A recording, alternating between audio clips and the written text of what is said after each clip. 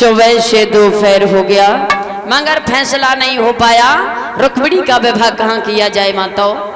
श्री सुखदेव जी समझाते हैं राजन परीक्षित। एक खड़ा हो गया बोला महाराज रुक्मिणी के योग्य वर मेरी नजर में एक लड़का है, मैं बता सकता हूं। जवाब दिया आज हमारे राज दरबार में कोई छोटा बड़ा नहीं है, सभी को बोलने का हक है, बताइए।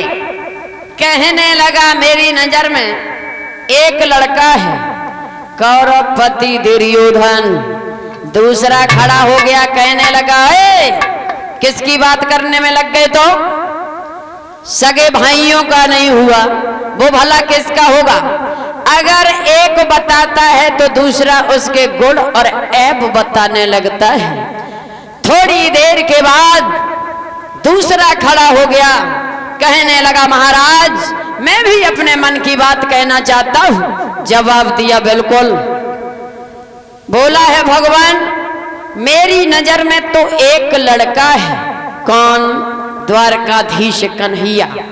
जैसे ही द्वारकाधीश कन्हैया का नाम सुना महाराज भीष्म गद्दी से कूद पड़े, कहने लगे बेटा तुमने तो हमारे मन की बात छीन ली। तब तक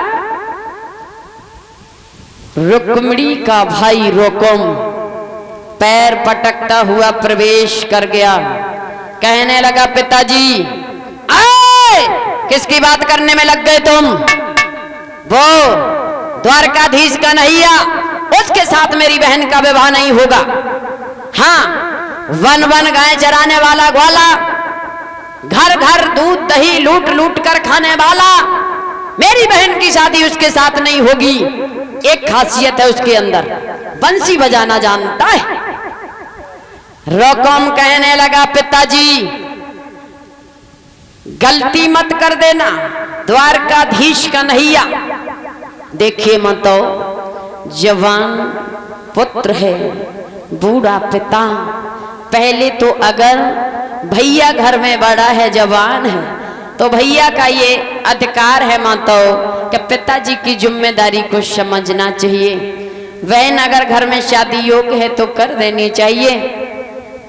लेकिन रोकम ने जब ये शब्द कहे हैं माताओं तो भीष्म कहने लगे बेटा रोकम अगर तुम्हारी नजर में तुम्हारी बहन के योग्य कोई वर है तो मुझे बता सकते हो। जवाब दिया पिताजी वो तो बात बाद की रही, और सुनिए अगर भूल से भी भूल आपने कर दी, द्वारकाधीश कन्हैया अगर आ गया तो सुनो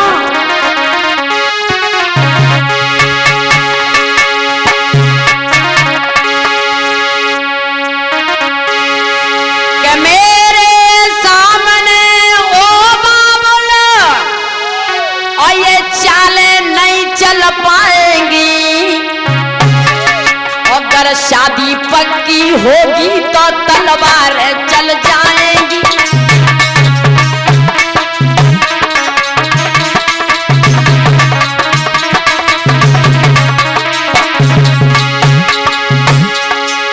मेरे सामने ओ बाबुल चालें नहीं चल पाएंगी और ये शादी पक्की होगी तो तलवार चल जाएंगी।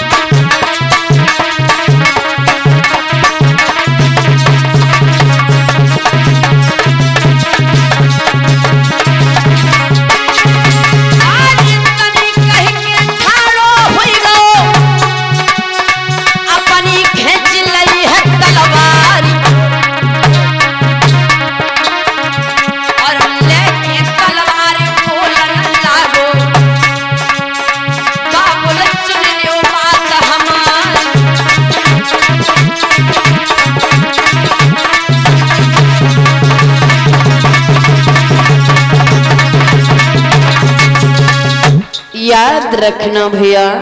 रुकुम चिल्ला चिल्ला करके कहने लगा पिताजी नहीं, हमारी बहन का विवाह कहाँ होगा। जवाब दिया बेटा अगर आपकी नजर में कोई लड़का है तो बताओ। रुकुम कहने लगा पिताजी लड़का है, रिश्ते में हमारा साला है, बहुत बड़ा पैसे वाला है, जिसके पास धन का बड़ा भंडार है, समाज में सम्मान मिलता है, और वो रिश्ता लड़का कोई गैर नहीं, हमारा रिश्तेदार है। देखिए माता, रुकुम बोला पिताजी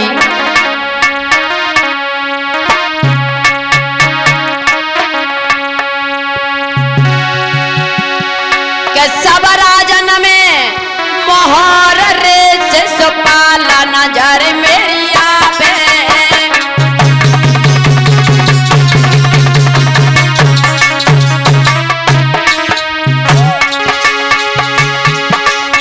सभा में बाबुल बेटा दे,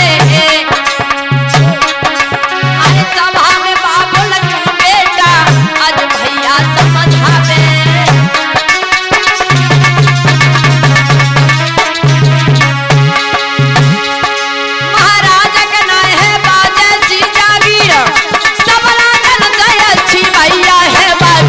कतीर बोला बहना दुल्हन बन के जाए मेरो सालो दूल्हा बन आवे, बहना दुल्हन बन के जाए मेरो सालो दूल्हा बन आवे।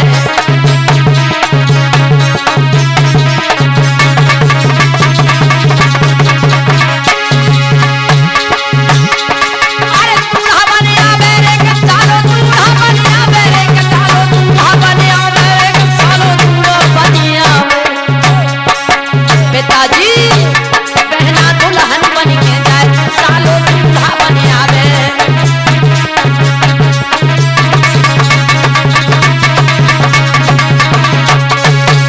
इतने शब्द सुनने के बाद महाराज भीष्मक आंखों में आंसू लेकर के बैठ गए। माताओं कहने लगे बेटा जो तू करने के लिए जा रहा है ये समाज तुझे जिंदा नहीं रहने देगा बेटा, तेरे सर पर कलंक लग जाएगा, ये बहुत अनर्थ हो रहा है। मेरे लाल आखिर तू क्या कह रहा है। रुकुम कहने लगा पिताजी तुम पर बुढ़ापा है, तुम्हारी बुद्धि पर भी बुढ़ापा है, भला तुम नहीं जानते हो। महाराज भीष्मक रोने लगे, कहने लगे बेटा हमारे आंगन में 2-4 लड़कियां नहीं है, मेरी एक बिटिया है, मैंने बड़े दुखों से पाली है।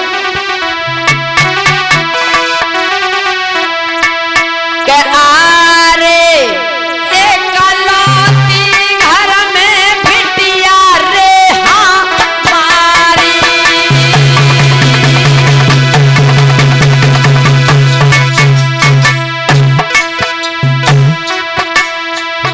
और बड़े लाड़ प्यार से पाली।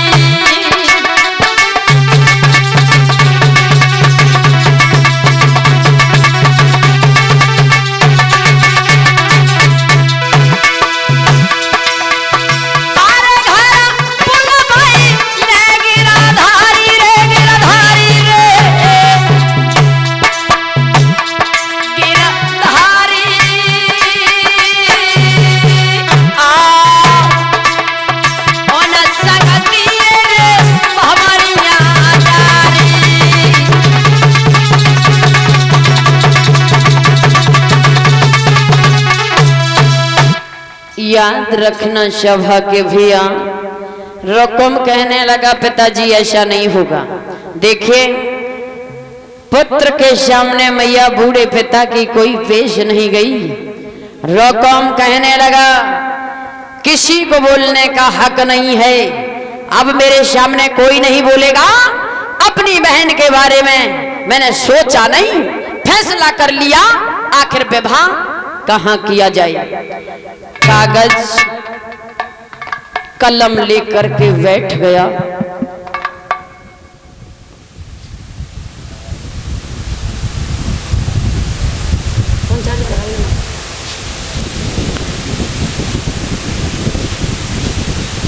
और श्रीमान राम कैलाश यादव सीवीबी जो दिल्ली से आए हैं 100 रुपए दे करके सम्मानित कर रहे हैं। गोविंद से दीर्घायु की कामना सुख संपत्ति प्रदान करें, जो भी इच्छाएं हो गोविंद पूर्ण करते रहें, धन के भंडार भरते रहें, धर्म के मार्ग पर चलाते रहें, आशा आकांक्षा है। रुकुम कागज और कलम लेकर के बैठ गया, अपने साले के लिए चिट्ठी लिख रहा है। माताओं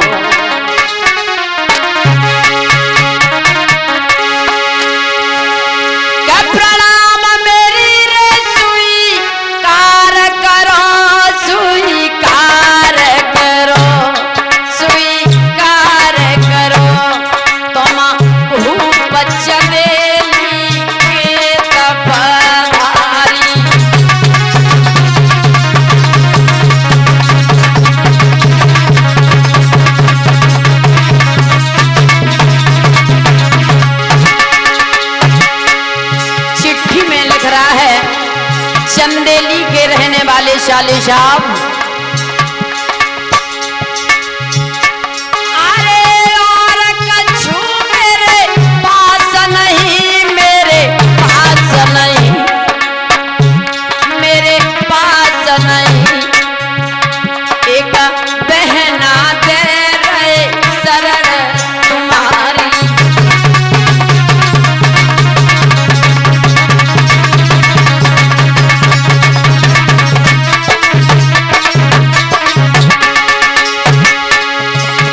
चिट्ठी में लिख रहा है, अरे संभल के आइयो तुम दूल्हा बने, तुम दूल्हा बने, तुम दूल्हा बने, यहाँ मथुरा कोई है गिरधारी।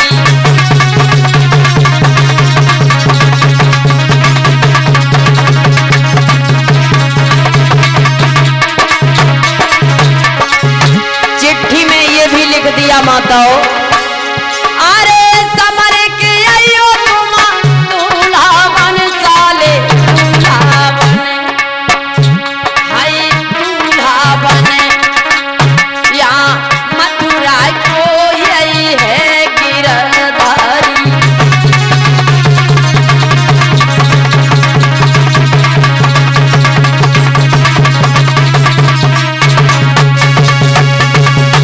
चिट्ठी लिख करके ब्राह्मण को पकड़ा दी और कहा चले जाओ चंदेली में हमारे शाले साहब शिशुपाल को देख करके आओ। याद रखना श्रोतागण भाई बहनों, वो चिट्ठी लेकर के जिस समय ब्राह्मण चले हैं भैया, धीरे धीरे धीरे धीरे चंदेली में पहुंच गए जहां शिशुपाल की सभा लगी है। दूर से आता हुआ देखा, कहा आओ पंडित जी आओ। कहां से आना हुआ? जवाब दिया मैं कुंदनपुर से आया हूँ। कुंदनपुर से? कुंदनपुर में तो हमारी रिश्तेदारी है और रुकुम को आप जानते होगे, वो हमारे जीजा जी हैं। जवाब दिया उन्हीं ने तो मुझे भेजा है। उन्हीं ने भेजा? क्यों? अरे उन्होंने मुझे भेजा है, वो अपनी बहन की शादी आपसे करना चाहते हैं। कैसी रही?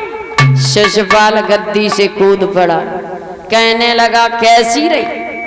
तैयार, एकदम तैयार, हमारे जैसे बहनोई सबका मिले। चिट्ठी जब पड़ी है भारी खुश हुआ है माताओं, ब्राह्मण को भोजन कराया, दान दिया, वहां से विदा कर दिया। और इधर अपने मौसी के लड़का दंत वक्र को खबर पहुंचा दी है, मुझे शादी करने के लिए जाना है।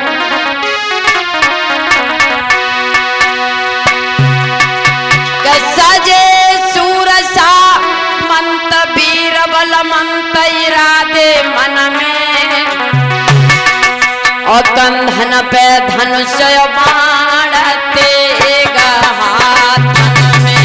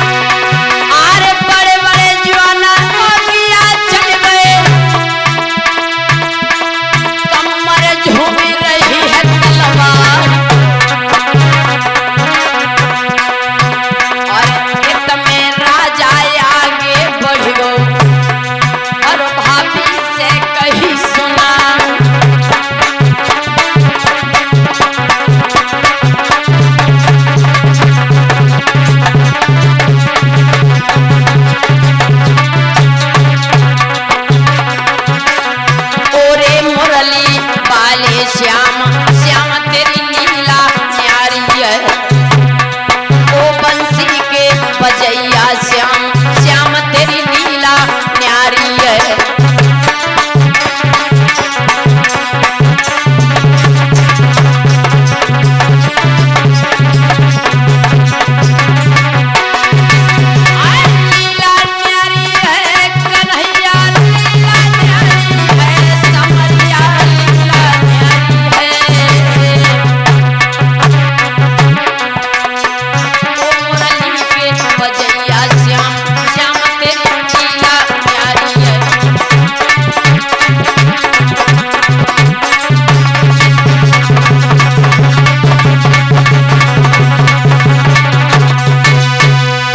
याद रखना सभा के भैया, शिशुपाल महलों में पहुंच गया जहां भाभी झाड़ू लगा रही है।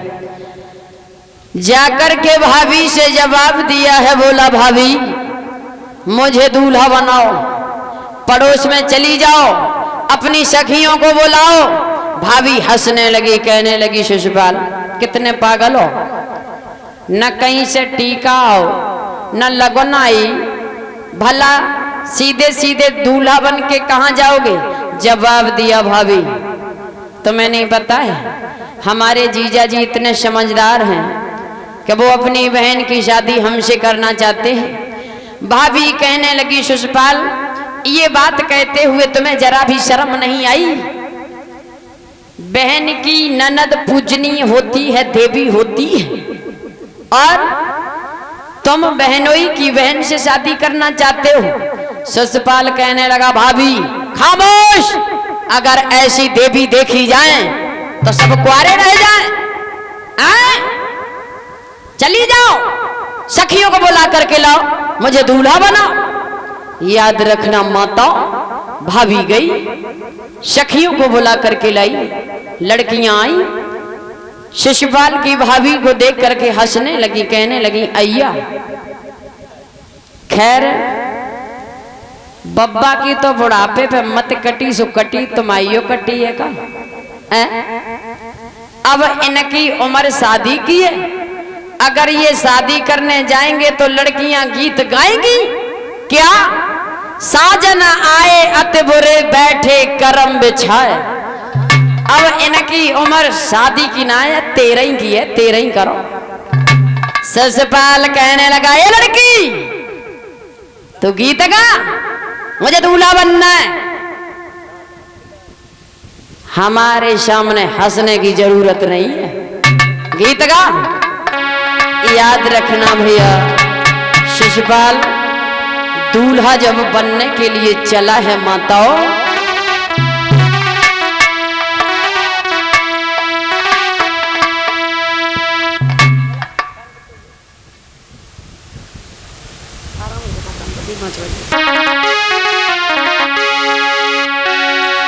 जान धरो शीश पे मोहर रे सोई छीक होई गई भारी।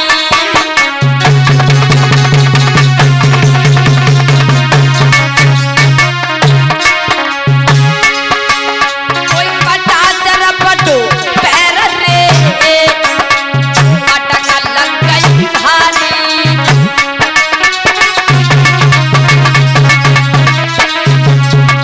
जैसे ही शीश पर मोहर रखा छींक हो गई। एक बिटिया ने छींक दिया, मैया चिल्ला करके कहने लगा क्या घर से भुस खाए के आई थी, गीत गा।